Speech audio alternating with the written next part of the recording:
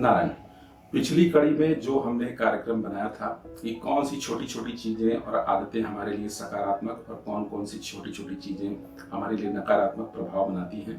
दर्शकों की काफी इच्छा थी कि हम इस पे और भी कुछ चीजों को बताएं, जो कुछ चीजें पिछली बार में हमसे छूट गई थी। तो देखिए, जो घर के अंदर में सफाई का सामान होता है, यानी झाड़ू हो गया या वैक्यूम क्लीनर हो गया या कोई भी सफाई की जो सामग्री होती है, पोछा वगैरह होता है, इसको ऐसे स्थान पे रखना चाहिए इस्तेमाल करने के बाद कि ये आम लोगों को या बाहरी लोगों को दिखाई न पड़े। इसको कहीं पे छुपा कर रखना चाहिए, सार्वजनिक स्थानों पर नहीं रखना चाहिए। आप जो घर के अंदर में चप्पल यूज करते हैं उसे, और जो घर के बाहर चप्पल लेकर जाते हैं या जूता पहन कर जाते हैं, उन दोनों को अलग अलग रखना चाहिए। और जो विद्यार्थी लोग हैं उन लोगों को खाली पेन नहीं रखना चाहिए जिसकी रिफिल खत्म हो गई हो या जिसमें स्याही ना हो, वैसे पेन उनको अपने पास नहीं रखना चाहिए। जब भी कोई विद्यार्थी पढ़ाई करते हैं या कंपटीशन तैयारी करते हैं तो उनको साथ में पानी का ग्लास भी जरूर रखना चाहिए और बीच बीच में पानी पीते रहना चाहिए। उससे कंसंट्रेशन पावर जो होता है वो पूरी तरह से बढ़ता है और उनके अंदर में वो एक सकारात्मक प्रवृत्ति भी पैदा करता है।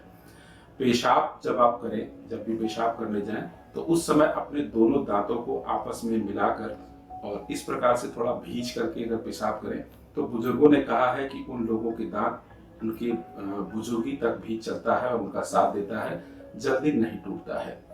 घड़ी जो भी घर के अंदर में लगाया जाता है वो पूर्व या उत्तर की दीवार पर और विशेष परिस्थितियों में पश्चिम की दीवार पर भी लगाया जाता है, लेकिन दक्षिण की दीवार पर कभी भी घड़ी नहीं लगाना चाहिए। रात के राजा यानी कि जो लक्ष्मी जी की सवारी है और कटीला कोई जंगल का सीन हो या कोई भी वीराने का कोई सीन हो या कोई झगड़े का सीन हो, वैसे पोस्टर घर के अंदर में बिल्कुल नहीं लगाने चाहिए।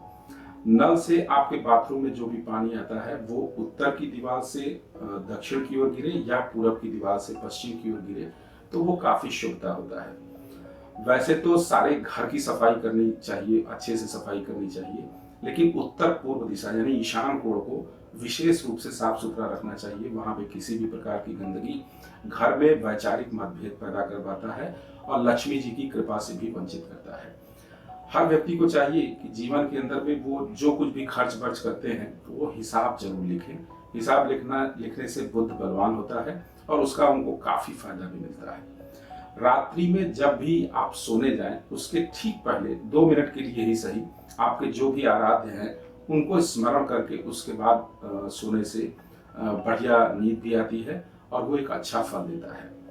जो आपके कमरे के अंदर में लाइट होता है वो पूरब की दीवार से या उत्तर की दीवार से रोशनी दे तो वो ज्यादा अच्छा होता है। जब भी आप पूजन करते हैं तो उस समय आपका फेस दक्षिण दिशा में नहीं होना चाहिए, बाकी किसी भी दिशा में हो।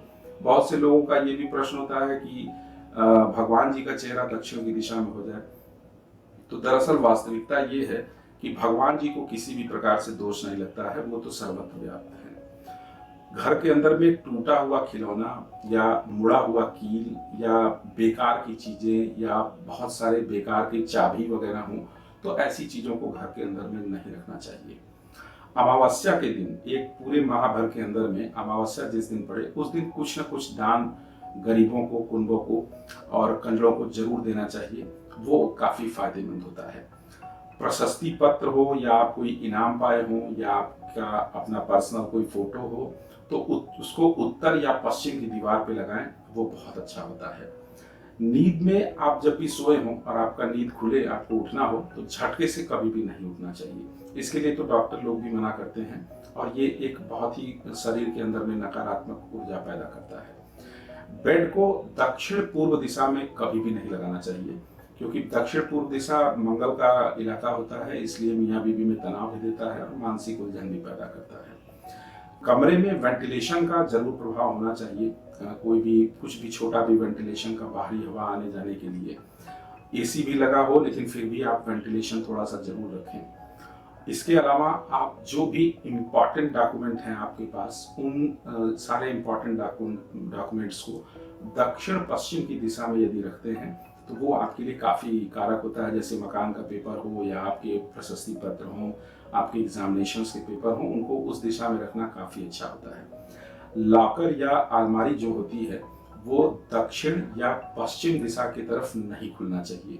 जैसे पश्चिम की ओर उसका गेट ना खुले, और कभी भी पूरब की ओर खुले तो बढ़िया है, और उत्तर की ओर खुले तो वो सबसे ज़्यादा अच्छा होता है। और घर के अंदर में जो उलझी हुई रस्सी होती है या उलझा हुआ धागा वगैरह होता है, उसको घर के अंदर में बिल्कुल नहीं रखना चाहिए, क्योंकि वो एक बुद्ध को खराब भी करता है और लोगों के दिमाग को डिस्टर्ब भी करता है। घर के जितने भी इलेक्ट्रॉनिक सामान हैं, अब हर इलेक्ट्रॉनिक सामान प्रतिदिन आदमी यूज नहीं करता, लेकिन ये जरूर करना चाहिए कि हफ्ते में एक बार आप प्रत्येक इलेक्ट्रॉनिक सामान का प्रयोग जरूर कर दें। 2 मिनट के लिए ही सही उसे चला देना चाहिए।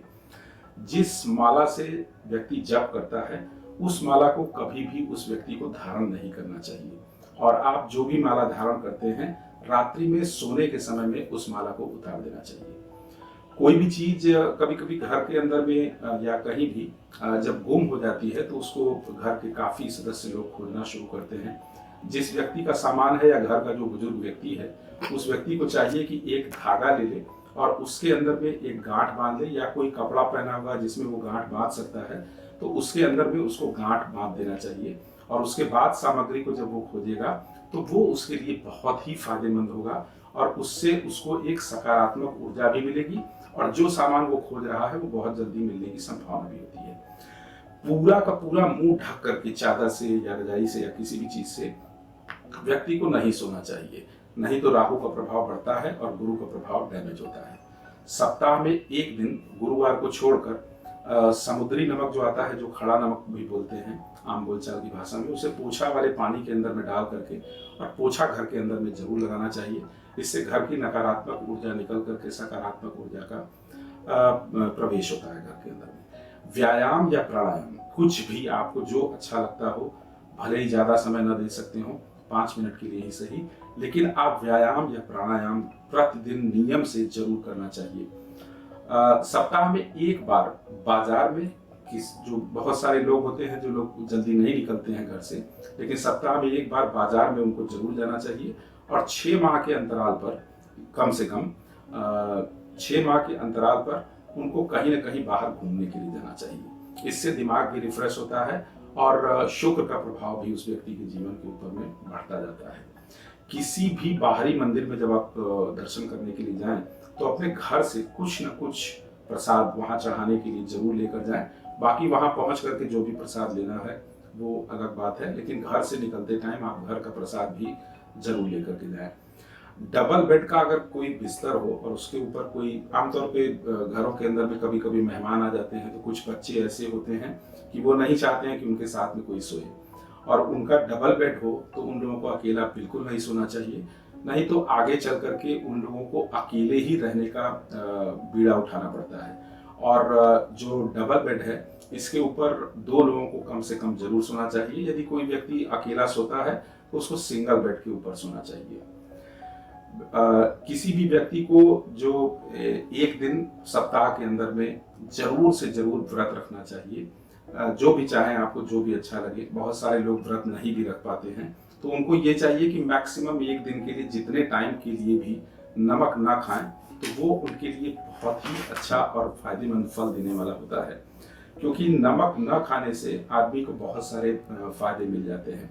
और सप्ताह में एक दिन, जैसे जो खिचड़ी के लिए बचा हुआ समय होता है, खिचड़ी यानी कि शनि का कारक होता है शनिवार के दिन, तो खिचड़ी एक दिन सप्ताह के अंदर में उन लोगों को जरूर खाना चाहिए। और हमारा आपको ये कार्यक्रम कैसा लगा, आप हमें जरूर बताइएगा। और अगली वीडियो में अगर आपको सुधार चाहते हैं या कोई आपके संशय है या सवाल है, तो उसे भी आप जरूर पूछिएगा। हमारे चैनल को लाइक, शेयर और सब्सक्राइब तो अब तक आपने कर ही दिया होगा, नहीं किया है तो उसे जल्द से जल्द कर लें, ताकि आगे के जो भी वीडियो बने वो आपके पास नोटिफिकेशन बेल के जरिए पहुंच जाए। नारायण।